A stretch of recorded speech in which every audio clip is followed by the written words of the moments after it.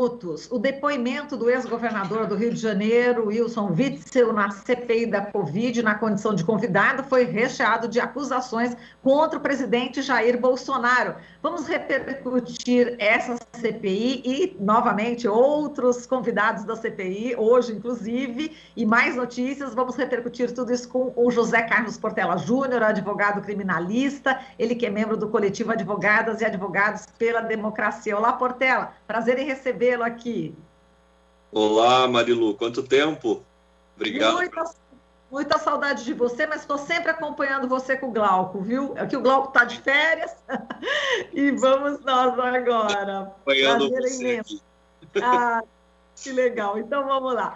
Portela, uma das acusações, né, enfim, que o Witzel fez, ele disse o seguinte: ele estava falando a respeito de que essas acusações de corrupção que ele estava sofrendo durante o enfrentamento à pandemia, né, que levou inclusive ao impeachment dele, foi porque ele mandou investigar sem parcialidade a morte da vereadora Marielle Franco. Disse que gostaria de aprofundar as denúncias em uma reunião sigilosa, né, com os membros da CPI. Agora, ele, inclusive, esteve num evento onde a placa da Marielle Franco foi destruída. Queria que você fizesse a análise dessa participação do Witzel e com esse foco aí em relação a essa justificativa dele. A gente sempre disse aqui na rádio, né, não só eu, mas outros entrevistados, que a Marielle Franco, né, o assassinato dela ia sempre assombrar a vida da família Bolsonaro, né? Enquanto esse crime não for totalmente revelado, né, sobretudo os mandantes não forem revelados, esse crime vai assombrar o governo do Bolsonaro e a sua família. E aí volta à tona a questão do assassinato da Marielle, agora com o Witzel, né? Quem diria com o Witzel, antigo aliado do Bolsonaro, né, como você bem disse, fez palanque junto com os filhos do Bolsonaro, né, rasgou a placa em homenagem a Marielle, aderindo ao discurso fascista da família Bolsonaro, e aí, inclusive, o próprio Witzel cometeu uma série de atrocidades no Rio de Janeiro, né, afirmando que iria botar para quebrar, matar pessoas, né? Um especialista também na arte de matar, né? Disse que tinha que atirar, a polícia tinha que atirar na cabecinha, mirar na cabeça das pessoas, atirar e depois perguntar. E também temos que lembrar daquele evento em que o Witzel estava a bordo de um helicóptero da polícia com metralhadoras e sobrevoaram uma região de Angra dos Reis, atirando a esmo na população civil, atingindo inclusive uma tenda de orações. Para citar alguns eventos que revelam qual é a proposta do Witzel, né, no poder.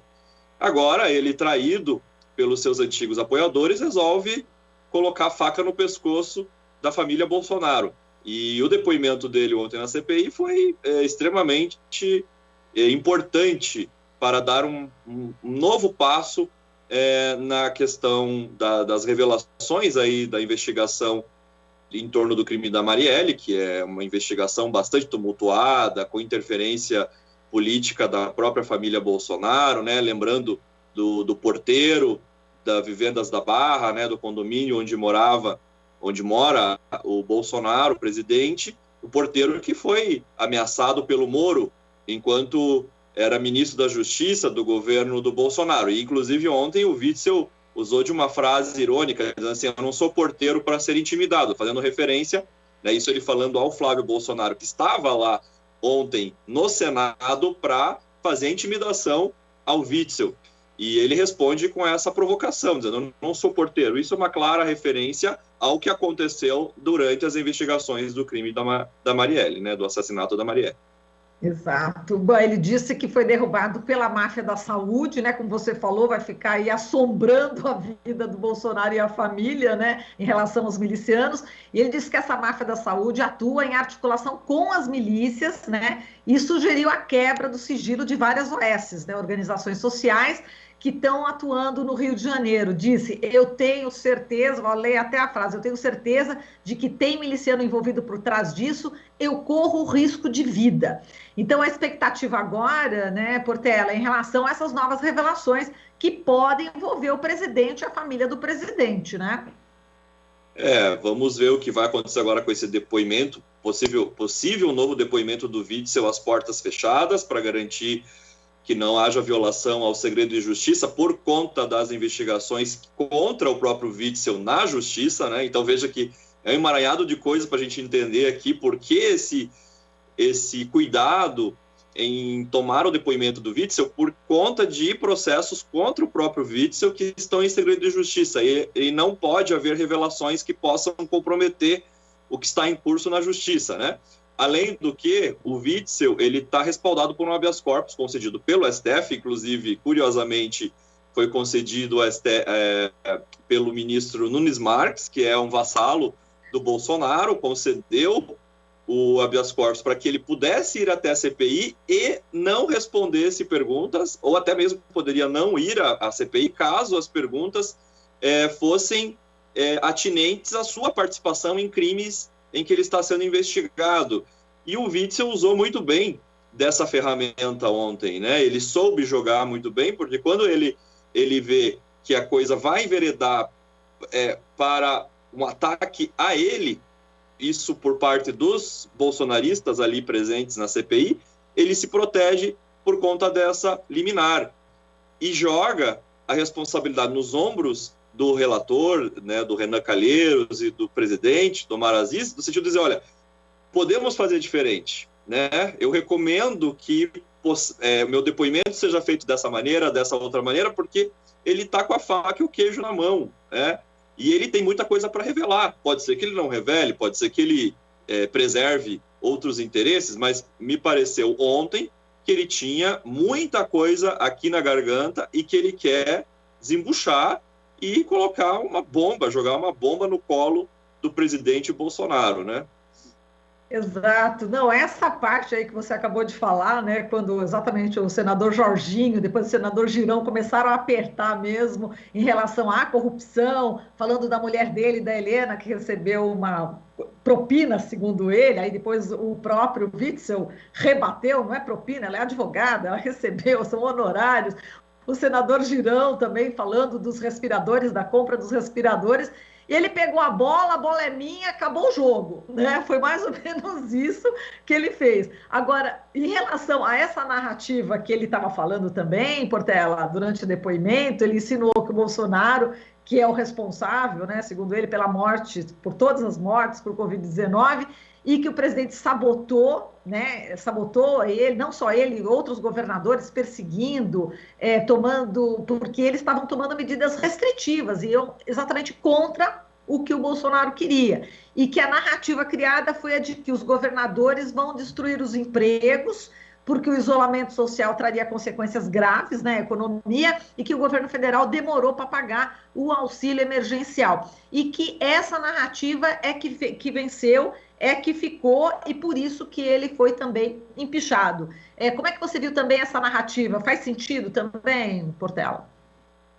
A ideia era tirar o foco da responsabilidade do governo federal, jogar a luz, né, em cima dos governadores. A ideia era essa, só que o tiro parece que saiu pela culatra, porque o Witzel usou, né, de maneira esperta aquele momento para denunciar o Bolsonaro, todas as omissões que o Bolsonaro realizou, né? Ele falou de todos os pedidos que os governadores fizeram, da carta dos governadores, né, das sabotagens que o governo federal realizou, e no final me parece coerente essa narrativa do Witzel, claro que tirando algumas questões que são de interesse dele, porque ele tem todo o interesse em salvar um pouco do que resta da dignidade dele, se é que ele tem alguma ainda.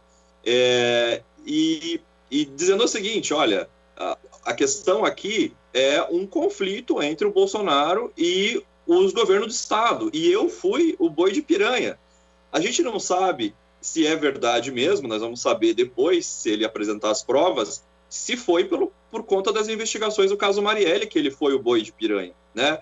Porque para o Bolsonaro era importante tirar o Witzel com seus aliados ali no Rio de Janeiro, porque se é verdade que o Witzel não quis frear a investigação, então eu tiro uma peça do tabuleiro que está me prejudicando, porque eu preciso colocar o Cláudio Castro, que segundo o Witzel é aliado do Bolsonaro, para frear essas investigações, ou atrapalhar a investigação, e ainda eu uso isso como uma narrativa para dizer, olha, como os governadores são corruptos, é eles que estão prejudicando o país no combate à Covid, estão fazendo tudo errado, e eu, Bolsonaro, estou tentando salvar a economia, salvar o que resta dos empregos. Então, assim, para o Bolsonaro foi a faca e o queijo na mão na época, mas agora parece que o Witzel vai dar o revide, né? E esperamos que ele traga provas assim, cabais e que não sejam possíveis de ser negadas pelo Bolsonaro, de que houve, sim, interferência na investigação da Marielle, e que o Witzel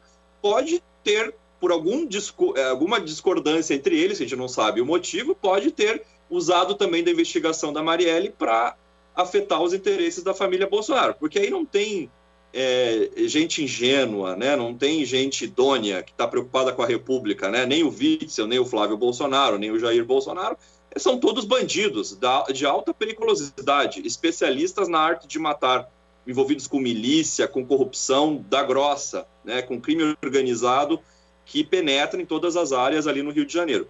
Então, é uma briga de dois gigantes da criminalidade, né? E acho que temos a ganhar com essas revelações, seja da parte de cá ou de lá, né? Porque aí vai ter chumbo trocado que vai revelar muita podridão de como essas pessoas chegaram ao poder no Rio de Janeiro. Exatamente. Exato. Agora, inclusive, depois do depoimento da CPI, né, Portela, vi a notícia que o Witzel virou réu na Justiça Federal por organização criminosa. A Justiça Federal aceitou a denúncia do Ministério Público Federal contra o ex-governador Witzel, mais 11 pessoas acusadas de integrarem aí uma quadrilha. Entre elas está a mulher dele, a Helena Witzel, e o ex-secretário, inclusive, de Saúde do Rio de Janeiro, e de mais tantos. Foi logo em seguida da CPI. Você viu essa notícia também? Eu vi. Você vê o timing, né? Assim, não tem como negar que a justiça ela está extremamente politizada, né? Para um lado ou para o outro da briga, as coisas andam de acordo com o termômetro da política, né? Fica escancarado. Isso nós vimos desde a Lava Jato, né? No sentido daí de destruir o que restava de democracia no Brasil, e agora brigas intestinas entre esses grupos de direita que querem disputar o poder. Quem que vai ficar com o poder, no final das contas, né? Agora a briga vale tudo para se segurar no poder. E não é pelo povo, né? Não é por justiça, não é contra a corrupção. Os dois lados, a justiça é corrupta, os dois lados são corruptos.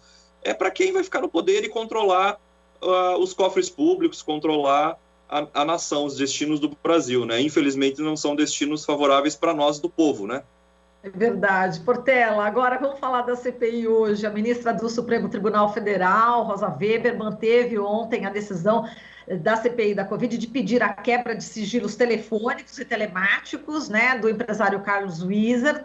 Ela disse que a possível existência desse ministério paralelo, desse gabinete paralelo, é um fato gravíssimo também. Agora, em relação aos depoimentos, né, que a gente vai ter hoje, do Carlos Wizard, apontado aí como membro desse gabinete, e do auditor do Tribunal de Contas da União, Alexandre Figueiredo Costa Silva Marques, né?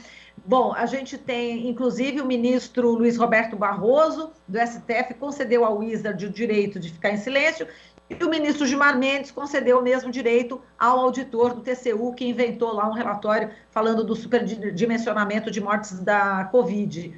Qual que é a sua expectativa? O Carlos está nos Estados Unidos, certamente não estará, vai ficar exatamente o Alexandre Marques, né, do TCU. Qual que é a tua expectativa? Tanto também do Wizard, e vamos falar um pouquinho dos dois, só para a gente fechar aqui. Sinceramente, esse auditor do TCU, eu acho que ele não vai falar muita coisa. Ele, assim, é evidente que ele cometeu um crime de falsificação. Ele falsificou um relatório e foi usado pelo Bolsonaro, esse relatório falsificado. Com certeza foi encomendado, né? Mas vai ser importante para que os senadores que estão tocando a CPI usem esse fato como um fato político, né? Para expor mais para a população essa rede de criminalidade do Bolsonaro E do lado do Carlos Wizard, é importante ver, e aí eu sempre faço essa relação com a ditadura civil-militar no Brasil, a participação dos empresários na ditadura militar, né? A ditadura militar, ela serviu para garantir interesses do empresariado. Então, por isso, o correto é a gente chamar de ditadura empresarial militar ou civil militar, porque os militares ali estavam comandando a ditadura, mas em prol de interesses privados, econômicos, de setores da burguesia. E aqui, de novo, então, Carlos Wizard, aquele da Havan, Luciano Hang, essa gente toda, os empresários que se apoiam aí, que apoiam o Bolsonaro, eles têm interesses privados que querem fazer valer esses interesses a partir desse governo de milicianos, esse governo genocida. Então é importante o interrogatório do Wizard para mostrar essas relações que existem entre um setor da burguesia e o projeto genocida do Bolsonaro. Agora, claro, ele está respaldado por uma liminar, ele está sendo investigado pelo STF, naquela investigação das fake news e tal. Então, ele também pode usar do direito de ficar em silêncio. Mas é importante, às vezes é muito mais importante, são mais importantes as perguntas e o silêncio, né? Porque do ponto de vista político, o silêncio diz muito. Né? Do ponto de vista jurídico, a pessoa tem o direito de ficar em silêncio, isso é indiscutível. Mas politicamente é importante, uma pergunta feita, e aí vem o silêncio, e isso repercute para a população de uma maneira bastante negativa. Então, a expectativa é alta. Perfeito. Portela, eu quero agradecer muito aqui a sua análise. Foi um prazer conversar com você. Realmente estava com muita saudade. Um forte abraço para você. Também estava com saudade. Forte abraço, bom trabalho. Até mais. Obrigada, até mais. Falamos aqui com José Carlos Portela Júnior, advogado criminalista, membro do coletivo Advogadas e Advogados pela Democracia. Aqui você ouve as notícias que os outros não dão. Jornal Brasil Atual.